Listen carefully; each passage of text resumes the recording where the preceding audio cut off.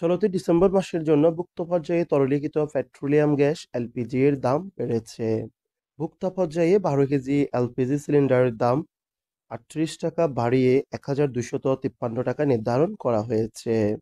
২ December মঙ্গলবার LP গ্যাসের নতুন এই দাম ঘোষণা করেছে Bangladesh energy regulatory commission BERC. নতুন এই দাম সন্ধ্যা থেকে কার্যকর হবে। এছাড়া অটো গ্যাসের দাম ৫৫ টাকা ৫৮ পয়সা থেকে বাড়িয়ে ৫৭ টাকা ৩২ পয়সা নির্ধারণ করা হয়েছে।